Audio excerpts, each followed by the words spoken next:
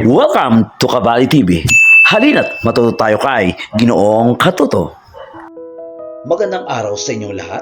Sa araw na ito, ating pag-aralan ang tungkol sa saknong 69 hanggang 83 na may pamagat na Plerida, Aking Mahal. Sa bahaging ito ng akda, makikita ang matinding pagdurusa ni Florante habang siya ay nakagapo sa isang madilim at masukal na gubat sa kaharian ng Albania.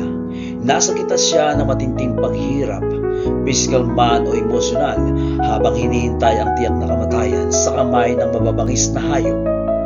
Ang kanyang kalagayan ay bunga ng pagtataksil at masamang kapalaran. At sa gitna ng kanyang paghihirap, muling nanariwa sa kanyang alaala ang kanyang minamahal na si Laura. Inalala niya ang kanyang pagmamahalan, ang matamis na pangako, mga panunumpa, at ang wagas niyang pagtitiwala rito.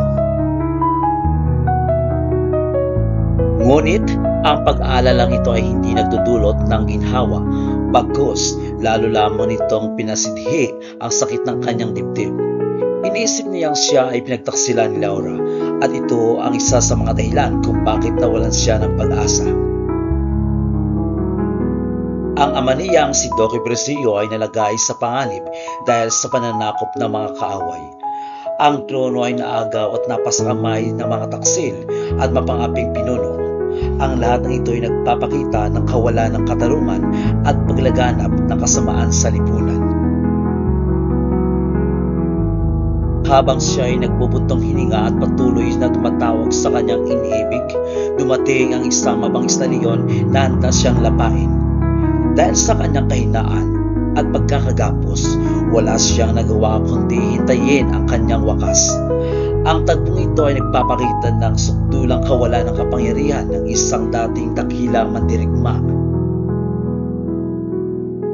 Subalit sa hindi inaasang pagkakataon, may isang taong biglang dumating upang iligtas siya.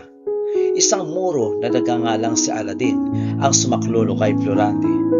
Matapang nitong hinarap ang leon at pinatay upang mailigtas ang isang taong hindi niya kilala. Ipinakita ni Aladdin ang kanyang kagitingan at kabutihang loob sa kabila ng pagkakaiba nila ng pananampalataya at pinagmulan. Pagkatapos mapatay ang leon, agad niyang kinalagaan ang pagkakatali ni Florante. Sa puntong ito, parehong sugatan ng kapwa may dinadalang mabigat na damdamin ang dalawang tauhan. Ang pagtatagpo nila sa gitna ng madilim na gubat ay isang mahalagang yugto sa kwento, sapagkat dito nagsisimula ang pagkakaibigan ng dalawang taong mula sa magkaibang panig ng mundo.